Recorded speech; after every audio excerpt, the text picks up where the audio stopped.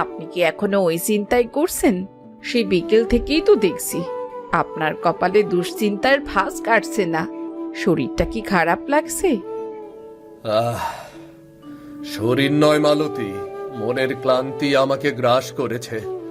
আজ হাটে গিয়েছিলাম, সেখানে দয়াল বাবুর সাথে দেখা হলো। তিনি পূর্ণিমার জন্য একটি নতুন সম্বন্ধের কথা বললেন। তাই নাকি? তা কেমন পাত্র? ঘর বাড়ি কেমন? ঘর বাড়ি অনেক উঁচু মালতী, পাত্র বড় চাকরি করে। দয়াল বাবু বলছিলেন সেখানে আমাদের পূর্ণিমা রানীর মতো হয়ে থাকবে, কোনো কিছুর অভাব হবে না তার। কিন্তু এই প্রাচুর্যের কথা শুনে আমার বুকটা কেঁপে উঠল। এই তো খুব আনন্দের কথা। অভাবের সংসারে বড় হয়ে মেয়েটা যদি একটু সচ্ছল ঘরে যায়, তাতে আপনার ভয়ের কি আছে? তুমি বুঝবে না মালতী, আমি সামান্য একজন কৃষক। সারা জীবন মাটি কামড়ে পড়ে আছি, রোদ বৃষ্টি মাথায় নিয়ে ফসল ফলাই। যারা অনেক বিত্তবান তাদের মনে দম্ভ বাসা বাঁধে। আমার ভয় হয় সেই বড়লোক ঘরের মানুষগুলো যদি অহংকারী হয়, তারা যদি আমাদের এই ছোট্ট পরিচয়কে ঘৃণা করে।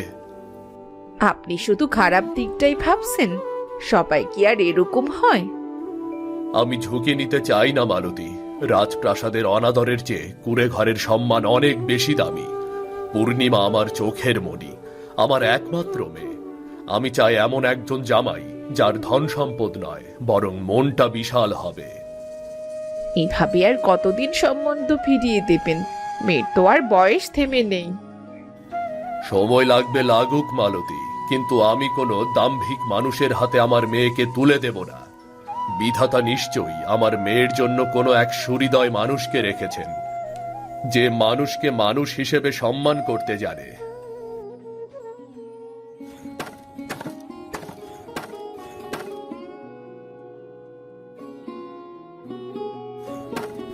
আরে নরেন্দা যে, তুমি আমার বাড়ি আসার সময় করতে পারলে শেষ পর্যন্ত। এসো এসো এসো।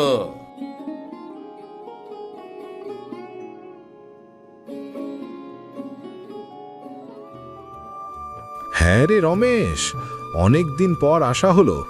আমার পূর্ণিমা মা জননী কোথায়? আর বৌদি? ও ভেতরে ওর মায়ের সাথে কাজ করছে। মালতী, ও মালতী, দেখে যাও দেখে যাও, নরেন্দা এসেছে, দেখে যাও। আরে বরদাসে, তা আপনি হঠাৎ এই দুপুর রোদে? তা শরীর ভালো আছে তো? শরীর একদম চাঙ্গা বৌমা। আসলে আমি আজ একটা বিশেষ উদ্দেশ্য নিয়ে এসেছি। তোমাদের পূর্ণিমার জন্য এক রাজপুত্তুর খুঁজে পেয়েছি আমি। এমন সম্বন্ধ সচরাচর পাওয়া যায় না। তাই নাকি নরেন্দা? তা ছেলে কি করে, কোথায় থাকে? ছেলের নাম অভি। শহরের প্রধান বাজারে ওর মস্ত বড় কাপড়ের দোকান। শুধু দোকান বললে ভুল হবে, ওটা একটা বড় শোরুম। শহরের নামি দামি সব মানুষ সেখান থেকে কেনাকাটা করে। ছেলে নিজে খুব পরিশ্রমী, ব্যবসার সমস্ত দিক সে একাই সামলায়। ও মা, তাই নাকি? তা পরিবারে আর কে কে আছে দাদা? পরিবারে ওর বাবা মা আছেন, তারা খুব শৌখিন মানুষ। শহরে তাদের নিজেদের মস্ত বড় দোতলা বাড়ি। আমি নিজে গিয়ে দেখে এসেছি রমেশ। তাদের বাড়ির আসবাবপত্র দেখলে তোর চোখ কপালে উঠবে। মেঝেতে দামি পাথর বসানো। পূর্ণিমা ওখানে গেলে খুব সুখে থাকবে। এত বড় লোক, তার মানে অনেক ধন সম্পত্তি তাদের, তাই তো নরেন্দা? আরে রমেশ, সম্পত্তির কথা আর বলো না। অভির আয় রোজগার শুনলে তুমি হিসাব মেলাতে পারবে না। ওর আভিজাত্যই আলাদা। আমি অনেক বলে কয়ে ওদের রাজি করিয়েছি তোমাদের পূর্ণিমাকে একবার দেখতে আসার জন্য। এমন পাত্র হাতছাড়া করা মানে নিজের পায়ে কুড়ুল মারা। হগো শুনছেন, আমাদের পূর্ণিমার কপাল খুলে গেছে মনে হয়। অত বড় ব্যবসায়ী ঘর, মেয়েটা আমার রাজরানী হয়ে থাকবে। টাকা পয়সার কথা তো অনেক শুনলাম দাদা, কিন্তু মানুষগুলো কেমন? মানে তারা কি আমাদের মতো সাধারণ কৃষকের সম্মান দেবে? আরে ভাই, যার এত প্রতিপত্তি তার কি আর সাধারণ মানুষের সাথে মেশার সময় আছে? তারা নিজেদের জাকজমক নিয়েই থাকে। তবে চিন্তা করো না, আমাদের পূর্ণিমা তাদেরই ঘরের বউ হলে তখন তো তোমাদের ভালোবাসবেই।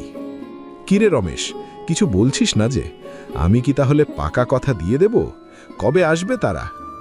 আমাকে একটু ভাবতে দিন নরেন্দা। এত বড় ঘর, এত টাকা, সবটা কেমন জানি মনে হচ্ছে। আরে এ তো ভেবে কি হবে, কালই চলো একবার শহর থেকে ঘুরে আসি। নিজের চোখে দেখলে তোমার সব দ্বিধা কেটে যাবে। না নরেন্দা, আমি এই বিয়েতে রাজি নই। আপনি গিয়ে ওই ছেলেকে না করে দিন। কি বলিস রমেশ, না করে দেব মানে? তোর কি মাথা ঠিক আছে? শহরের মস্ত বড় ব্যবসায়ী, রাজপ্রাসাদের মতো বাড়ি, সচ্ছল পরিবার, এমন পাত্র হাতছাড়া করবি কেন? কারণ আমি আমার মেয়েকে নরকে পাঠাতে পারবো না।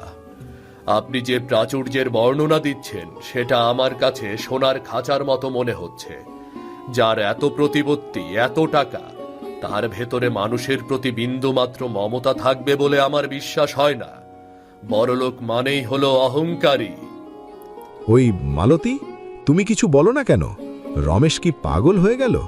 বড়লোক হলেই কি সবার অহংকার থাকে? নরেন্দা তো ঠিকই বলেছে। দেখুন, আপনি শুধু শুধু কেন ভয় পাচ্ছেন? বড়লোক হলে কি সবাই খারাপ হয়? ছেলেটা তো ভালো হতে পারে। মালতী, তুমি কি বুঝতে পারছো না? অত বড় অট্টালিকায় আমাদের মতো অভাবী মানুষের মেয়ে গেলে তাকে কি আর তারা ঘরের বউয়ের মর্যাদা দেবে? নাকি তারা সারাক্ষণ তাকে মনে করিয়ে দেবে যে সে একজন সামান্য কৃষকের মেয়ে? আমার ভয় হয় পূর্ণিমা, সেখানে অবহেলা আর অপমানে তিল তিল করে শেষ হয়ে যাবে মেয়েটা। আমি চাই না আবার মেয়ে টাকার পাহাড়ের ওপর বসে চোখের জল ফেলুক। রমেশ, তুই বড় বেশি সেকেলে চিন্তা করছিস। যুগ বদলেছে, এখনকার ছেলেমেয়েরা এমনটা করে না। অভি খুব বুদ্ধিমান আর ভালো ছেলে, সে কেন পূর্ণিমাকে ছোট করবে? বুদ্ধিমান আর হৃদয়বান এক জিনিস নয় নরেন্দা। যার রক্তের প্রতিটি কণিকায় টাকার নেশা মিশে আছে, সে অন্য মানুষকে পণ্য মনে করে। আমি একজন সাধারণ কৃষক হতে পারি, কিন্তু আত্মসম্মান অনেক বেশি আমার। আমি চাই না আমার মেয়ে এমন কোনো পরিবারে যাক যেখানে তার বাবাকে চাষা বলে তুচ্ছ করা হবে। আমি ভাবতেও পারিনি তুই এমন করবি। আমি অনেক আশা নিয়ে এসেছিলাম, ভেবেছিলাম পূর্ণিমার একটা ভালো ঘরে বিয়ে হবে। কিন্তু তোর এই অদ্ভুত জেদের কাছে আমি অসহায়। আমি কি মুখ নিয়ে তাদের কাছে যাব? তারা তো ভাববে আমি তাদের অপমান করছি।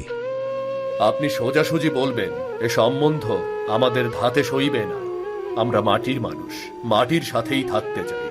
কোনো দাম্ভিক বড়লোকের ছত্রছায়া আমাদের প্রয়োজন নেই। আপনি কিছু মনে করবেন না নরেন্দা, ওনার মনের মধ্যেই ভয়টা তো অনেক দিন ধরেই বাসা বেঁধে আছে। না মালতী, মনে করার কিছু নেই। তবে রমেশ, তুই একটা বিশাল সুযোগ হারালি। মানুষের মন না দেখেই তাকে বিচার করলি। আমি তবে আসি।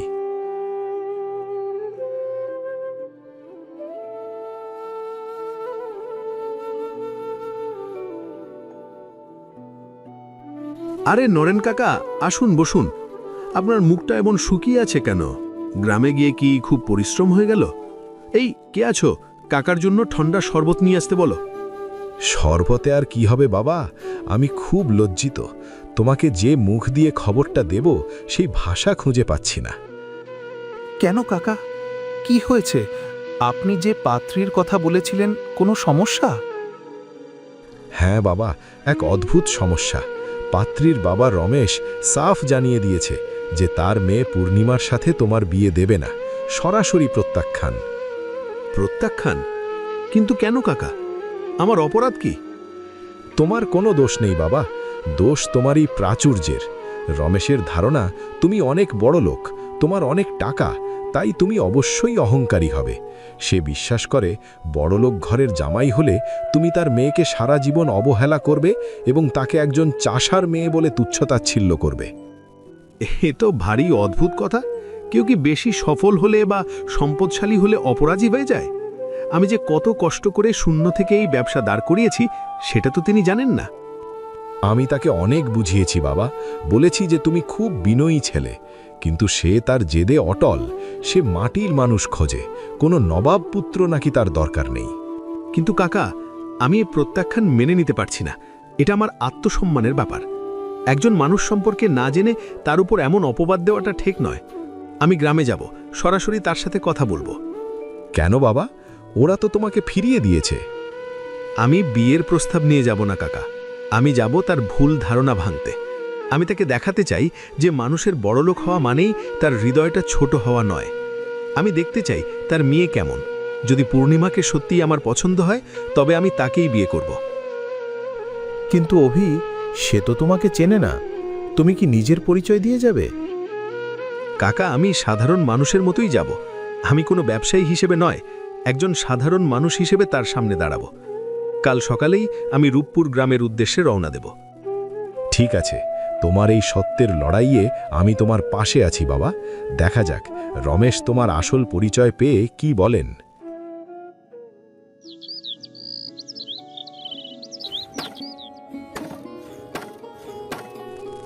আমি কি ভেতরে আসতে পারি? আসুন, কিন্তু আপনাকে তো চিনতে পারলাম না বাবা। কে আপনি? কোথা থেকে এসেছেন?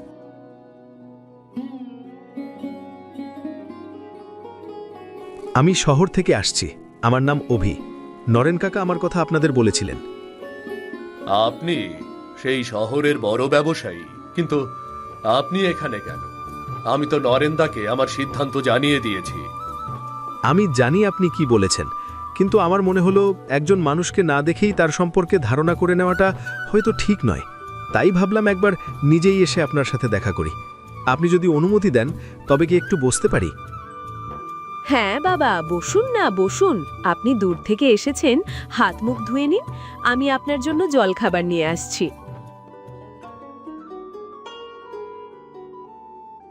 আপনি অনেক বড় ঘরের ছেলে। আমাদের এই ভাঙা মোড়ায় কি আপনি বসতে পারবেন? কাকাবাবু, মাটিই তো মানুষের আসল ঠিকানা।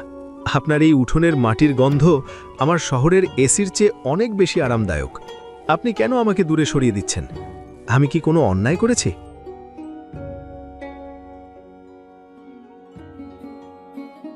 এই পিঠা শরবতটা খেয়ে নিন। ধন্যবাদ। কাকাবাবু, এটাই কি আপনার মেয়ে? সত্যি তার চোখে যে মায়া দেখলাম তা কোনো ধন সম্পদ দিয়ে কেনা সম্ভব নয়। বাবা অভি, প্রশংসায় আমি ভুলবো না। আমি আপনাকে আগে যা বলেছি এখনো তাই বলবো। বড় লোকদের আভিজাত্য আমাদের সইবে না। কাকাবাবু, আপনি কি জানেন না যে একটা বড় গাছের ছায়া শীতল হয়? আজ আমি বিয়ের কথা বলতে আসিনি। আমি এসেছি শুধু প্রমাণ করতে যে মানুষের আসল পরিচয় তার টাকা পয়সায় নয়, তার মনে। দেখো বাবা, গরিব হলেও আমি আমার একমাত্র মেয়েকে অনেক যত্ন করে মানুষ করেছি, তাই ভয় হয়। কাকাবাবু, আমি দীর্ঘ পথ পাড়ি দিয়ে এখানে এসেছি কোনো ব্যবসা করতে নয়, বরং একটি উত্তর খুঁজতে। আপনি আমাকে একবারও না দেখে আমার সাথে একটি কথা না বলেই কেন বিয়ের প্রস্তাবটি ফিরিয়ে দিলেন? আমার অপরাধটা ঠিক কোথায়? আমার ধন সম্পদ আছে, এটাই কি আমার অপরাধ? অপরাধ আপনার নয় বাবা। আমি আমার সারা জীবন এই দেখেছি, যাদের হাতে টাকা থাকে তাদের পার মাটিতে পড়ে না। তারা মনে করে অর্থ দিয়ে তারা পৃথিবীটাকে কিনতে পারে। আমি একজন নগণ্য কৃষক। আমার মেয়ে পূর্ণিমা, তাকে যদি আমি আপনার মতো কোনো বিত্তবানের হাতে তুলে দেই, তবে সে কি সেখানে একটু নিঃশ্বাস নেওয়ার জায়গা পাবে? আপনার এই ভয়ের কারণটা কি? আপনি কি মনে করেন টাকা মানুষকে অন্ধ করে দেয়? হ্যাঁ, আমি তাই মনে করি। প্রাচুর্যের দম্ভ মানুষকে অন্ধ করে। সে তখন ভুলে যায় তার সামনের মানুষটিরও একটি মন আছে। আবার ভয় হয়, আপনার পরিবার যখন জানবে পূর্ণিমা একটা সাধারণ কৃষকের মেয়ে, তখন তারা তাকে সারাক্ষণ তুচ্ছ তাচ্ছিল্য করবে। তাকে মনে করিয়ে দেবে যে সে একজন চাষার মেয়ে।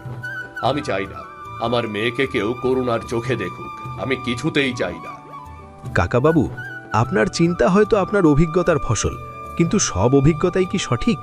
আপনি কি একবারও ভেবে দেখেছেন যে মানুষটি নিজের মেধা আর পরিশ্রম দিয়ে ব্যবসা দাঁড় করিয়েছে, সে কি শ্রমের মর্যাদা বুঝবে না?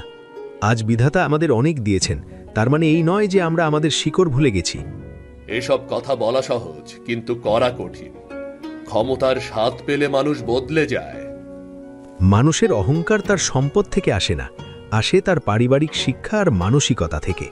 একজন অতি দরিদ্র মানুষও চরম অহংকারী হতে পারে, আবার একজন কোটিপতিও অতিশয় বিনয়ী হতে পারে। আপনি কি নিশ্চিত যে কোনো দরিদ্র ঘরে বিয়ে দিলে পূর্ণিমা কষ্টে থাকবে না? আমি আপনাকে কথা দিচ্ছি, পূর্ণিমা আমার ঘরে কৃষকের মেয়ে হয়ে যাবে না, সে যাবে সেই বাড়ির লক্ষ্মী হয়ে। আপনার সম্মানই আমার সম্মান। শুধু বলছি, মানুষকে তার সম্পদ দিয়ে নয়, তার হৃদয় দিয়ে পরিমাপ করুন। বাবা, আমি আজ প্রথমবার এমন একজন মানুষের সাথে কথা বলছি যার কথাগুলো তীরের মতো সরাসরি হৃদয়ে বেঁধে। সত্যি, আপনার যুক্তিতে কোনো খাদ নেই। আপনার কথায় আমি আমার মনকে নতুনভাবে বিশ্বাস করাতে পারছি। হয়তো সব বিত্তবান এক হয় না। আপনার এই জীবনবোধ আমাকে মুগ্ধ করেছে বাবা, মুগ্ধ করেছে।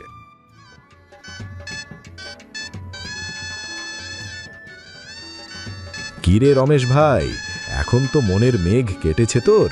দেখেছিস তো আমার পছন্দ করা পাত্রটি কেমন? আজ যদি তুই জেদ ধরে বসে থাকতি তবে এই দৃশ্য কি দেখতে পেতি? আমাকে আর লজ্জা দেবেন না, আমাকে আর লজ্জা দেবেন না নরেন্দা। আমি সত্যিই খুব ভুল করতে যাচ্ছিলাম। অভির মতো হীরের টুকরো ছেলেকে আমি শুধু তার টাকার জন্য বিচার করতে গিয়েছিলাম। আমি ওর চোখে যে শ্রদ্ধা দেখেছি তা বড় মানুষের মধ্যেও থাকে না। আপনার কাছে আমি কৃতজ্ঞ নরেন্দা, আপনার কাছে আমি কৃতজ্ঞ। আরে ভাই, আত্মীয়ের কাজই তো একটা ভালো মিলন ঘটানো। তবে অভি সত্যিই সোনার ছেলে।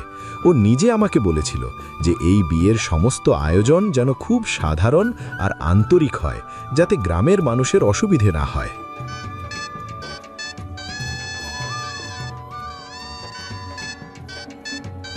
মা পূর্ণিমা, আজ তুই অন্যের ঘরে চলে যাবি।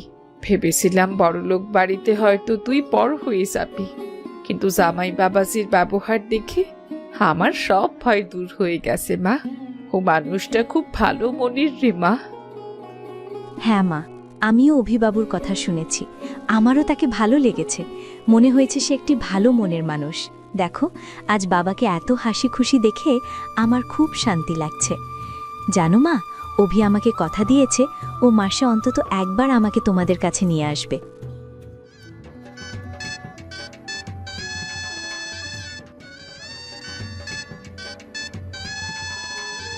বাবা অভি, আমি তো সামান্য কৃষক মানুষ, বড় কোনো উপহার দেওয়ার সামর্থ্য আমার নেই। আমার শ্রেষ্ঠ সম্পদ এই মেয়েটিকে আজ তোমার হাতে তুলে দিলাম।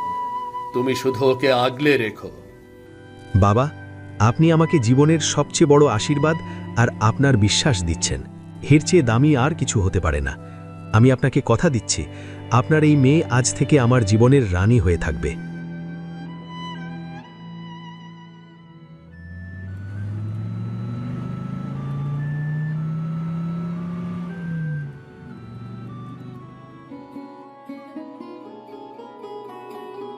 বাবা, মা, আপনারা ভালো আছেন তো?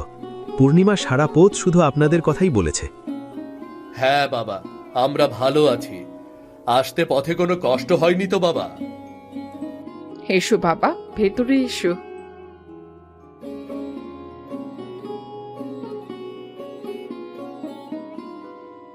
আমি তোমাদের জন্য নারকেল নাড়ু আর তালের পিঠে বানিয়ে রেখেছি।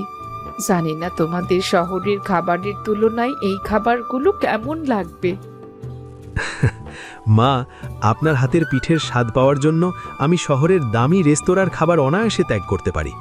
মাটির গন্ধমাখা খাবারের স্বাদই আলাদা। আসুন কাকা, ভেতরে আসুন, বসুন। বাবা, আমি তোমার শ্বশুর রমেশের ছোটবেলার বন্ধু। আমি ভাবছিলাম তুমি শহরের বড় ব্যবসায়ী মানুষ, আমার সাথে হয়তো ঠিকঠাক কথাই বলবে না। কেন বলবো না কাকা? আপনারা তো আমার বাবার বন্ধু, মানে আমারও পরম শ্রদ্ধেয়। আপনাদের আশীর্বাদ পাওয়ার জন্যই তো এই গ্রামে আসা। আমি ভাবছি এবার কয়েকদিন থেকেই যাব। বাহ রমেশ, জামাই তো দেখছি একদম হীরার টুকরো। রমেশ, তুমি মিছেই চিন্তা করছিলে, এমন বিনয়ী ছেলে তো আমাদের গ্রামেও মেলা ভার। হ্যাঁ, আমি সত্যিই ভুল বুঝেছিলাম। ও আমাদের শুধু সম্মানই দেয়নি, ও আমাদের আপন করে নিয়েছে। বাবা, সম্পর্ক তো মনের হয়, টাকার নয়। আপনারা আমাকে যে ভালোবাসা দিচ্ছেন তা কোনো টাকা দিয়ে কেনা সম্ভব নয়।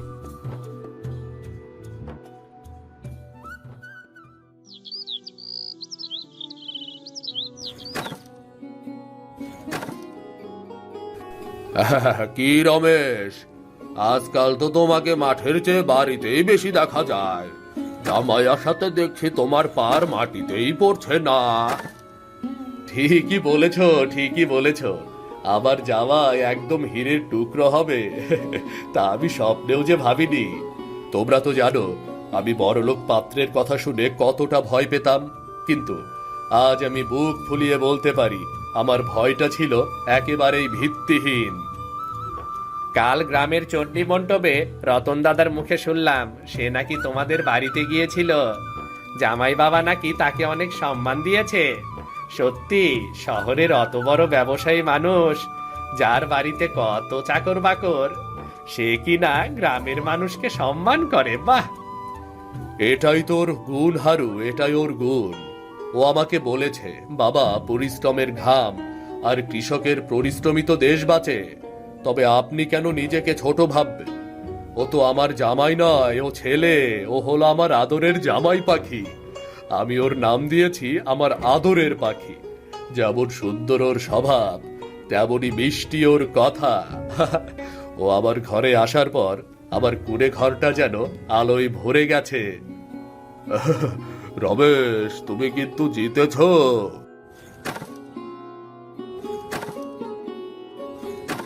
বাবা, আপনি একাই মাঠে চলে এসেছেন আমাকে না নিয়ে?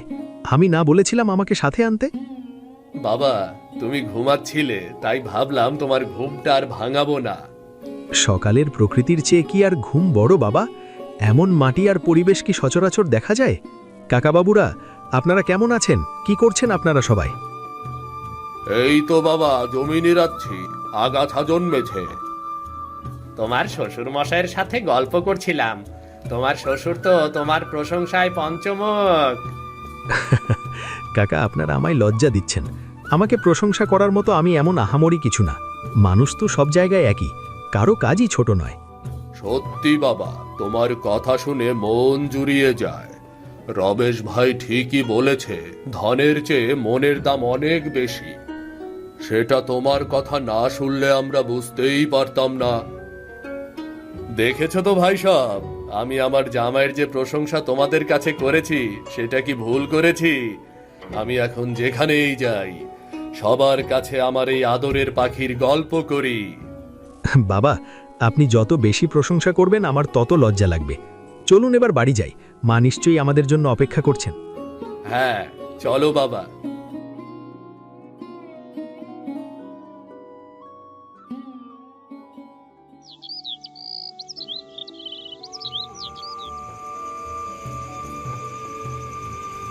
জানো জামাই বাবা, আজ এই শান্ত সন্ধ্যার আলোয় আমার মনটা খুব শান্ত হয়ে আছে। অথচ কিছুদিন আগেও এক অস্থিরতা আমাকে কুরে কুরে খাচ্ছিল। কিন্তু আজ নিজেকে অপরাধী মনে হচ্ছে। কেন বাবা, হঠাৎ এমন কথা বলছেন কেন? আমার সংকীর্ণ চিন্তার জন্য। আমি ভেবেছিলাম যার অনেক অর্থ আছে, তার মনে কোনো দয়া মায়া থাকতে পারে না, কিংবা বিনয়ও থাকতে পারে না। আমি তোমাকে না দেখেই কত আজে বাজে কথা বলেছিলাম। আমি ভেবেছিলাম তুমি আমার মেয়েকে দুঃখ দেবে। আজ তোমার এই ভালোবাসা আর মাটির মানুষের মতো ব্যবহার দেখে আমি লজ্জিত। আমি টাকার পাল্লায় তোমার মনকে মাপতে চেয়েছিলাম। বাবা, আপনার ভয়টা অমূলক ছিল না। সমাজে এমন অনেক মানুষ আছে যারা বিত্তের অহংকারে অন্ধ হয়ে যায়। কিন্তু দোষটা অর্থের নয় বাবা, দোষটা মানসিকতার। টাকা তো কেবল একটি মাধ্যম মাত্র। আমি সেটা আজ মর্মে মর্মে উপলব্ধি করছি বাবা।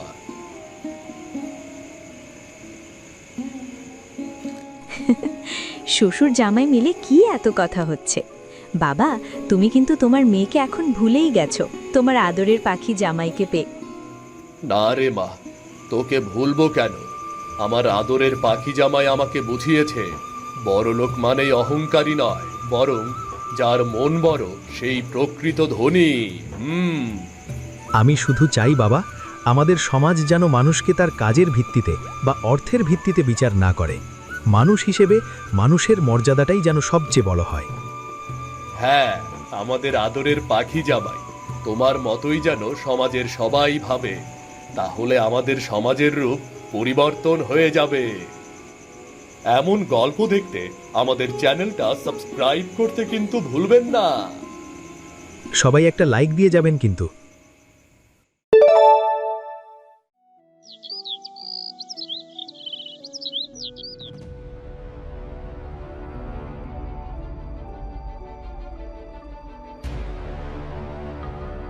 অভি, তুই আবার আমার জায়গায় বসেছিস? কতবার বলেছি না তোকে জানালার ধারের এই চেয়ারটা আমার, এখান থেকে বাইরের বাগানটা দেখা যায়। এই চেয়ারে কি তোমার নাম লেখা আছে দাদা? আমি আগে এসেছি, তাই আমিই এখানে বসবো। বড় বলে সব ভালো জায়গায় তোমার অধিকার থাকবে, সেই দিন আর নেই। তুই দিন দিন খুব অবাধ্য হয়ে যাচ্ছিস। বড়দের সম্মান করা কি একেবারেই ভুলে গেলি? সম্মান অর্জন করতে হয় দাদা, জোর করে আদায় করা যায় না। আর তোমার সাথে আমার মতের মিল কোনোদিন ছিল না, আর হবেও না। থামবি তোরা? এক বেলাও কি তোরা আমাদের শান্তিতে খেতে দিবি না? হ্যাঁ, তোদের এই নিত্যদিনের অশান্তি দেখতে দেখতে আমি ক্লান্ত হয়ে পড়েছি। তোরা কি সারা জীবন এমন মতের অমিল আর রেশারেশি নিয়েই থাকবি? আমি ভাবি আমি না থাকলে তোরা বোধহয় একে অপরের মুখ দেখাও বন্ধ করে দিবি। সেই ছোটবেলা থেকে দুজনে মিলে এমন করিস, এখন তো বড় হয়েছিস, আর কত আর কত? সিধু, তুই মিছেই রাগ করছিস। ভাইয়ে ভাইয়ে একটু খুনসুটি তো হবেই। তবে আমি এক চমৎকার সমাধান বের করেছি। আমার এই দুই নাতিকে আমি এক বাড়িতে বিয়ে দেব। দুই বোন যদি এই বাড়িতে বউ হয়ে আসে, তবেই এদের সব জেদ আর মতের অমিল জল হয়ে যাবে। শ্বশুরবাড়ি এক হলে দেখবি কেমন গলাগলি ধরে থাকছে দুই ভাই। ঠাকুমা, তুমি কি ঠাট্টা করছো? দাদার সাথে আমার রুচি পছন্দ কোনো কিছুই কোনোদিন মেলেনি। ওর শ্বশুরবাড়ির লোকের সাথে আমার এক আসনে বসা তো দূরের কথা, আমি মরে গেলেও কোনোদিন এক বাড়িতে বিয়ে করব না। এটা অসম্ভব। এই প্রথম তোর সাথে আমি একমত হলাম অভি। আমার পছন্দের সাথে তোর মতো জেদি ছেলের পছন্দ কোনোদিনও মিলতে পারে না। তোদের ভবিষ্যৎ নিয়ে আমি সত্যিই চিন্তিত। দেখা যাক শেষ পর্যন্ত কপালে কি আছে। তোরা দুজন একটু এদিকে আয় তো দাদু ভাই, তোদের সাথে আমার একটা জরুরি কথা আছে। মা, তুমি আবার নতুন ফন্দি আটছ? এদের মতিগতি তো জানো, কি বলবে? শোন সিধু বাবা, আমি অনেক ভেবে দেখেছি, এই দুই ভাই তো আজীবন এই বাড়িতেই থাকবে, কিন্তু এদের এই আদায় কাজকলায় সম্পর্ক চললে তো সংসারটা রসাতলে যাবে। তাই আমি ঠিক করেছি, জয়ের জন্য যেখানে সম্বন্ধ দেখব, সেই বাড়িরই ছোট মেয়ের সাথে অভির বিয়ে দেব। দুই বোন যদি এই বাড়ির গিন্নি হয়ে আসে, তবে ওদের টানে এই দুই ভাইকেও এক হতে হবে। শ্বশুরবাড়ি এক হলে আত্মীয়তাও গাঢ় হবে। ঠাকুমা, খাবার টেবিলে যে কথা বললে, সে কথা তুমি এখনো নিয়ে পড়ে আছো? শোনো, তোমার এই সেকেলে চিন্তাভাবনা দয়া করে আমাদের উপর চাপিয়ে দিও না। বড়দা কার সাথে সংসার করবে সেটা তার ব্যাপার, কিন্তু তার মানে এই নয় যে আমাকেও একই রাস্তায় হাঁটতে হবে। আমার একটা নিজস্ব রুচি আছে, ব্যক্তিত্ব আছে। আমার রুচি নিয়ে কথা বলার সাহস তোর হয় কি করে? তুই ভাবলি কি করে তুই যেখানে বিয়ে করবি আমি সেখানেই রাজি হব? আমি পরিষ্কার জানিয়ে দিচ্ছি, তোমার শ্বশুরবাড়ির সাথে আমার কোনো সম্পর্ক থাকবে না। যে বাড়িতে তুমি বিয়ে করবে সেই বাড়ির চৌখাট আমি কোনোদিন মারব না। মরে গেলেও আমি এক বাড়িতে বিয়ে করব না। আমার পছন্দ একদম আলাদা হবে। অভি, তুই বেশি বাড়াবাড়ি করছিস। জেদ ভালো, কিন্তু এত অহংকার ভালো নয়। জন্ম মৃত্যু বিয়ে সব বিধাতার হাতে। কখন কার কপালে কি লেখা আছে তা কেবল বিধাতাই জানে। বাবা, তোমরা যদি আমার ভালো চাও, তবে আমাকে এই অদ্ভুত পরিকল্পনা থেকে মুক্তি দাও। আমি শহর থেকে পড়াশোনা করে এসেছি, আধুনিক যুগের ছেলে আমি। আমার জীবনসঙ্গিনী আমি নিজেই বেছে নেব, এবং সে কোনোভাবেই দাদার বউয়ের আত্মীয় হবে না। এটা আমার শেষ কথা। অত দম্ভ করিস না দাদু ভাই। মানুষের ভাগ্য বিধাতা যখন কলম ধরেন, তখন মানুষের সব অহংকার ধুলোয় মিশে যায়। আজ তুই যা বলছিস, কাল হয়তো তোকে সেই পথেই হাঁটতে হবে। কখনো না। আমার সিদ্ধান্ত অটল। দাদার সাথে আমার কোনো কিছুতেই মিল নেই, আর মিল হবেও না। বিয়ের ক্ষেত্রেও আমি এই ব্যবধান বজায় রাখব।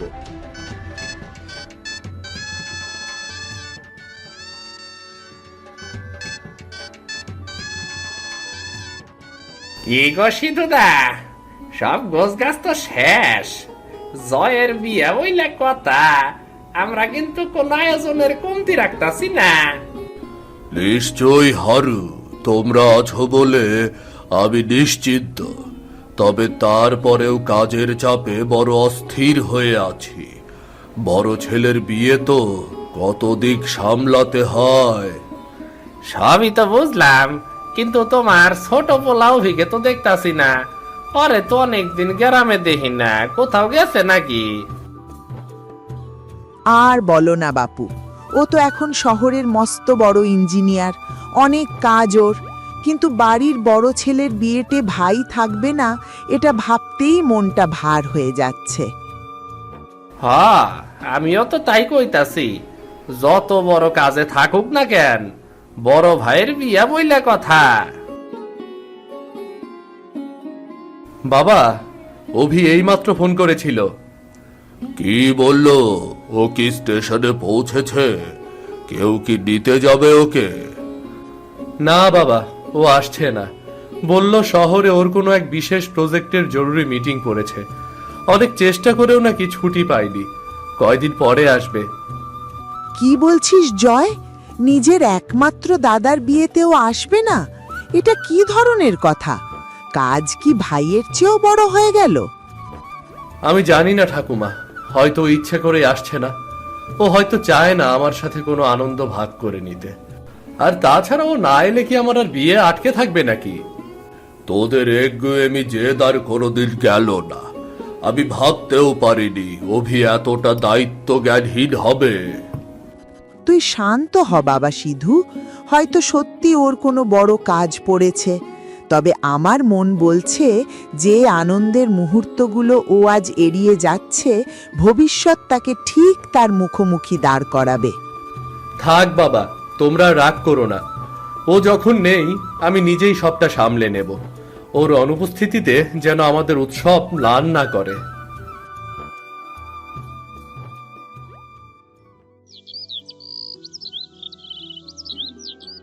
এসো মা, আমার ঘরের লক্ষ্মী হয়ে ভেতরে এসো। তোমার আগমনে এই বাড়ি আজ ধন্য হলো। সারা জীবন সুখে শান্তিতে থেকো আর এই পরিবারকে আগলে রেখো। ঠাকুমা, আপনার এই আশীর্বাদ যেন সারা জীবন আমার চলার পথের পাথেও হয়ে থাকে। আমি চেষ্টা করব আপনাদের সবার প্রত্যাশা পূরণ করতে।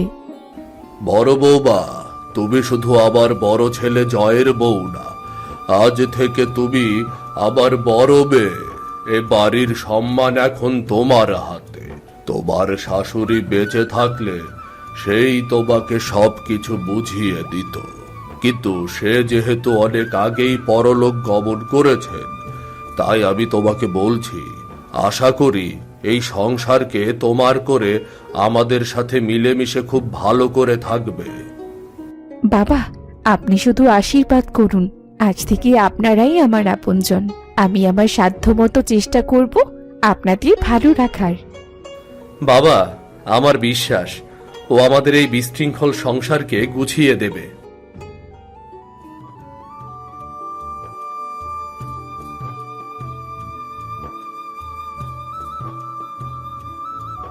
আচ্ছা বাবা, ওই ছবিতে যাকে দেখছি তিনি কি আমার ছোট ঠাকুরপো অভি?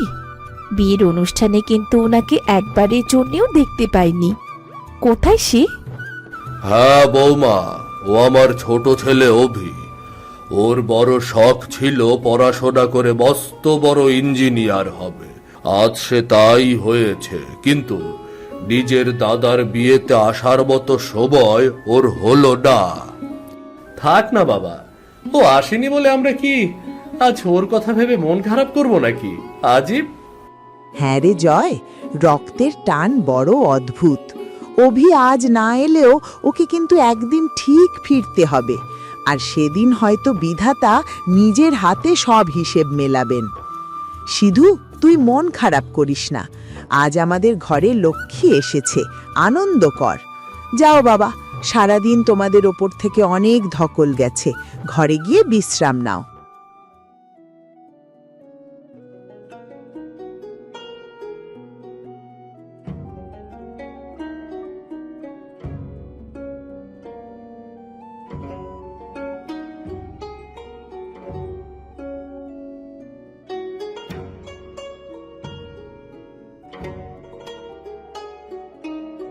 রমেশ কাকা কেমন আছেন? আরে, এ তো আমাদের অভি। তা কতদিন পরে দেখলাম তোমাকে। কবে এলে বাবা? এখন তো তুমি মস্ত বড় সাহেব, শুনেছি শহরে বড় চাকরি করো। তা তোমার ভাইয়ের বিয়েতে আসনি? হ্যাঁ কাকা, একটু কাজে আটকে পড়েছিলাম, তাই আসতে পারিনি। আচ্ছা কাকা, ওই যে মেয়েটি এইমাত্র বকুলতলা থেকে চলে গেল, ওকে তো আগে কখনো আমাদের গ্রামে দেখিনি। ও কি এই গ্রামে ওকুন এসেছে? ও, ওর কথা বলছো? ও তো পাশের গ্রামে থাকে। ওর নাম নীলিমা, খুব শান্ত আর লক্ষ্মী মেয়ে। কেন বাবা, হঠাৎ ওকে নিয়ে এত কৌতূহল কেন? না মানে কাকা, এমনি জানতে চাইছিলাম, ওর সম্পর্কে কি আর কিছু জানেন আপনি? তেমন কিছু তো জানি না বাবা, তবে শুনেছি ওরা খুব শিক্ষিত পরিবার। ইদানিং আমাদের গ্রামে আসে দেখি, হয়তো কোনো আত্মীয় স্বজনের বাড়িতে আসে বা অন্য কোনো কাজ আছে। তা তুমি বাড়ি যাও, তোমার বাবা আর ঠাকুমা তোমার জন্য পথ চেয়ে বসে আছেন। আমি গেলাম।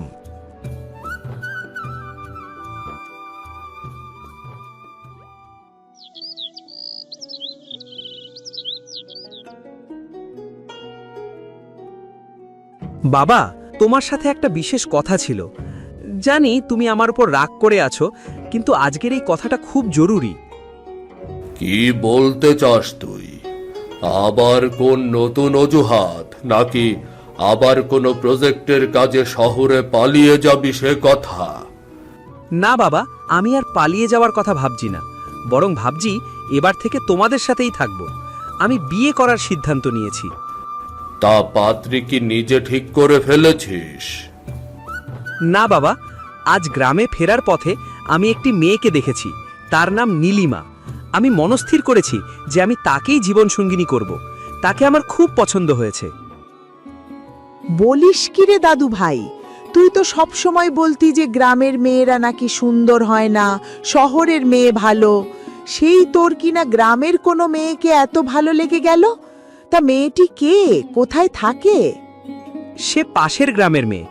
আমি তার পরিচয় শুধু এতটুকু জেনেছি, সে যেমন সুন্দরী তেমনই মার্জিত তার স্বভাব। তোমরা এখন বাকিটা খোঁজ নাও ঠাকুমা। বিয়ে করবি তো ভালো কথা, কিন্তু যে মেয়েকে পছন্দ করেছিস তার পরিচয় তো আগে ভালোভাবে জানতে হবে। কেমন তার পরিচয়, মেয়ে কেমন, কোন বংশ, সব কিছু জানতে হবে। তারপরে না হয় বিয়ে, নাকি? বাবা, আমার বিশ্বাস ওর পরিবারও ভালো হবে। আর আমি এও শুনেছি ওরা নাকি শিক্ষিত পরিবার। আর তাছাড়া যেমনই হোক আমার ভালো লেগেছে। আমি চাই আপনি আর ঠাকুমা একবার গিয়ে ওর পরিবারের সাথে কথা বলুন। বেশ তো দাদু ভাই, তুই যখন পছন্দ করেছিস আমরা নিশ্চয়ই যাব। তোর জেদ যেন কোনোদিন তোর জীবনের পথের কাঁটা না হয়ে দাঁড়ায়। সেটা নিয়ে তোমাদের ভাবতে হবে না ঠাকুমা। আমি শুধু জানি আমি নীলিমাকে সত্যিই ভালোবাসি।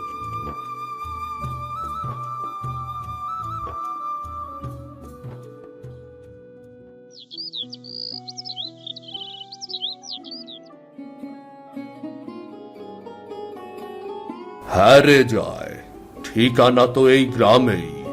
মেয়েটির নাম নাকি নীলিমা।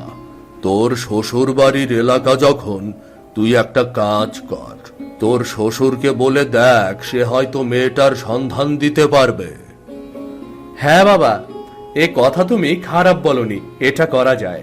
তাহলে খুব সহজে খোঁজ পাওয়া যাবে। তাছাড়া আমরা এভাবে আর কোথায় খুঁজবো?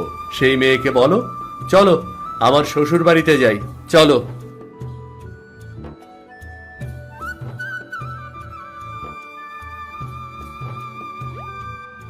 কি গো, তুমি এখানে? আমাকে নিতে আসবে, অথচ কিছু বললেই তো না। বাবা আসুন, ভেতরে আসুন। রূপা, আমি তোমাকে নেওয়ার জন্য আসিনি, তুমি তো কয়দিন থাকবে বলে এসেছো। আসলে হয়েছে কি, কাল অভি বাড়িতে এসেছে, আর আসার পথে নাকি তোমাদের গ্রামের কোন মেয়েকে দেখেছে, তার খুব পছন্দ হয়েছে, তাই আজকে আমাকে আর বাবাকে খুঁজতে পাঠিয়েছে সেই মেয়েকে। এইটা কোনো কথা? এভাবে কি মানুষ খুঁজে পাওয়া যায় নাকি? তার নাম বা পরিচয় কিছু জানো?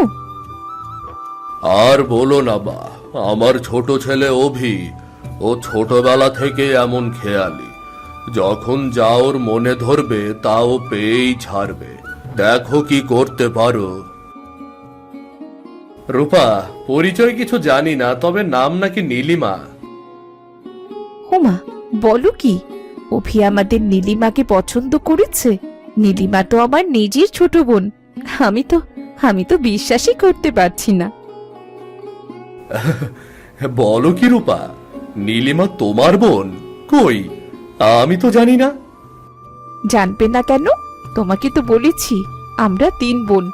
আমার পরে যে মেজ বোন, সে শহরে লেখাপড়া করে। আমি তোমায় বলেছিলাম না, পরীক্ষার জন্য আমার বিয়েতেও আসতে পারেননি। আর আমার ছোট বোন, ওকে তো দেখিয়েছো তুমি। বাবা, অভির পছন্দের মেয়ে শেষ পর্যন্ত কিনা আমার শ্বশুর বাড়ির পরিবারের সদস্য। অভি তো সারা জীবন আমার সাথে দূরত্ব বজায় রাখতে চেয়েছিল, তার ভাগ্য তাকে টেনে নিয়ে সেই একই জায়গায় এসে দাঁড় করিয়েছে। সত্যি বিধাতার খেলা বোঝা বড় দায়। কিন্তু জয়, অভি তো আমাদের বিয়ের সময়ও আসেনি। ও তো নীলিমাকে আমার বাবা মাকে কখনো দেখেনি। ও কি জানে যে নীলিমা আমারই বোন? না, ও জানে না। ও শুধু মেয়েটিকে দেখে ভালোবেসে ফেলেছে। ও যদি জানতো যে নীলিমা তোমার বোন, তবে হয়তো সে কোনোদিনও এখানে আসার প্রস্তাবই দিত না। তার জেদ আর অহংকার এতটাই বেশি।